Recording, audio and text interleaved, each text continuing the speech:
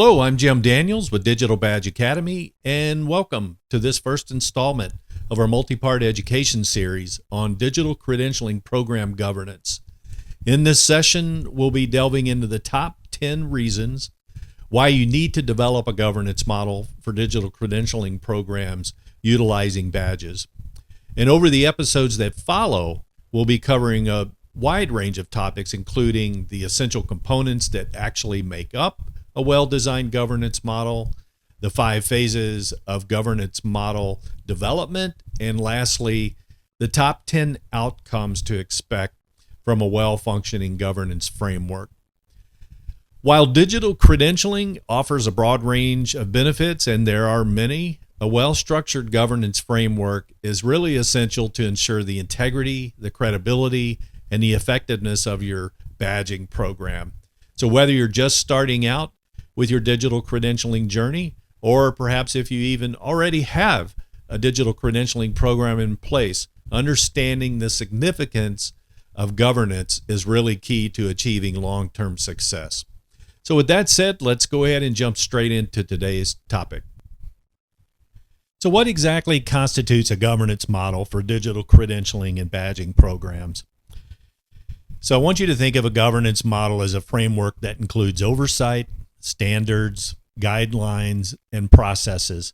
It's really what establishes those fences or guardrails around the overall program itself. These components collectively ensure that badges are aligned with industry standards, they accurately represent skills and achievements, and they're consistently assessed and verified. So that's the key need for having governance. But we can break it down a little bit further, and one of those needs is quality assurance. So governance framework really helps maintain the quality and the credibility of badges issued within the program. It outlines standards and criteria that badges have to meet to ensure that they accurately represent skills and achievements on the part of those who are earning those credentials. So this helps prevent this proliferation of low quality or misleading badges, or I've heard the term badges gone wild, or too many badges, having the potential of diluting the value of a program. That quality assurance component of governance is really going to help manage that. Then there's standardization. Governance can help to standardize badge design, the criteria for what it takes to actually earn the badges, and the processes even for issuing badges. This standardization ensures consistency and fairness in the program, and it really helps to ensure that badges are recognized and valued by employers and other organizations. Number 3 is stakeholder alignment. So the framework brings together various stakeholders. This could include program managers, and I'm referring to program managers of either the badging program itself or program managers that sit out in various business units. It can be issuers, it can be earners, it could be employers, educational institutions. There's a long list of potential stakeholders that you need to consider. And so by defining roles and responsibilities and communication channels, then your governance framework itself will ensure that everyone involved understands what their part in this endeavor is going to be, and that really helps for more effective collaboration. Scalability and sustainability. So governance framework enables the program really to scale as it grows over time. It's intended to outline procedures for onboarding new badge issuers, managing increases in the numbers of badge earners, and just providing that overall ability to be able to expand the program's reach while still maintaining quality and effectiveness of the program. Data security and privacy. So with the increasing reliance on digital technologies, and in this case, digital badges and credentials, data security and privacy are really critical concerns. So a governance model that outlines protocols for protecting sensitive information related to badge earners and their achievements should be capable of ensuring compliance with various relevant regulations GDPR, for instance, in the European space, which also applies to areas outside of Europe. It particularly if you're issuing badges to folks that are from Europe. So something to keep in mind. Risk management. So the governance model can really help identify a potential risk and vulnerabilities associated with the program by getting, before you get too far down the road. And so by implementing risk assessment and mitigation strategies, the program can proactively address issues that could impact the actual integrity or success of the program itself. Continuous improvement. A governance framework and model really is intended to facilitate ongoing evaluation and improvement of the program. These digital credentialing and badging programs are never static. They're living, breathing things, and so they have to constantly be evaluated to ensure that they're working correctly and that you can take advantage of opportunities to improve on things. So regular assessments of badge effectiveness, stakeholder feedback, looking at emerging trends, allow the program to evolve and stay relevant in what's really a pretty rapidly changing digital landscape. Then there's transparency and accountability. So there should be clear lines of accountability and responsibility for the management of the digital badging program. That's really important.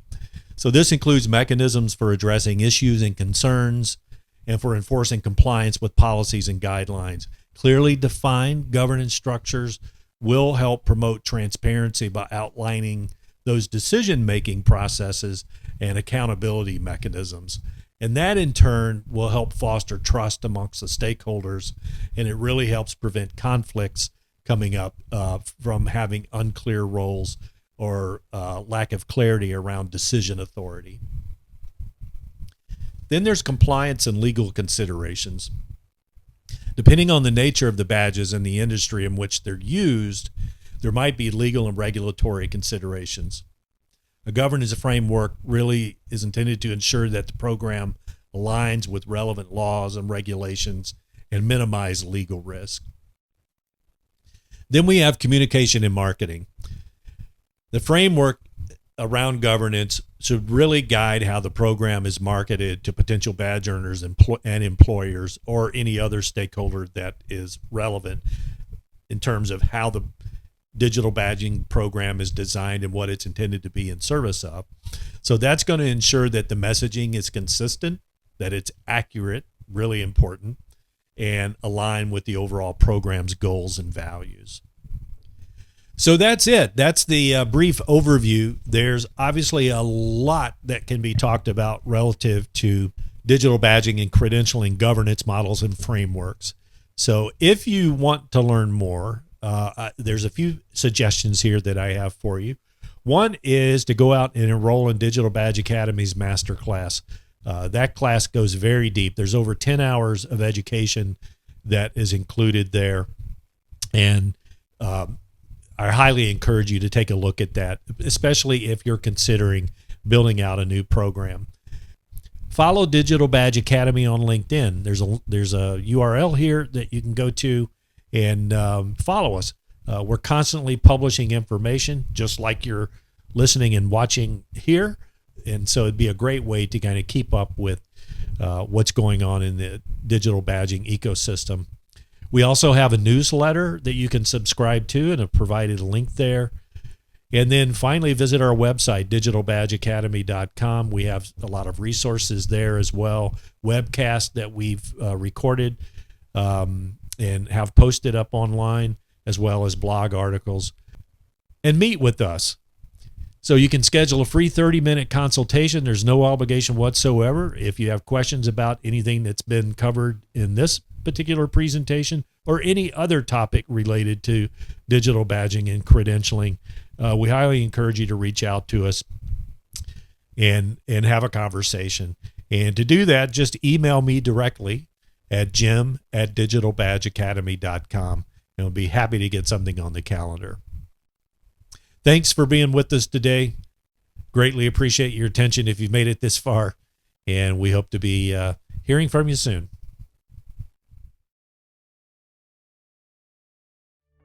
Are you looking to launch a digital badging program or improve an existing one? Look no further than Digital Badge Academy. Our highly popular online masterclass will help you gain the skills and insights necessary to achieve success.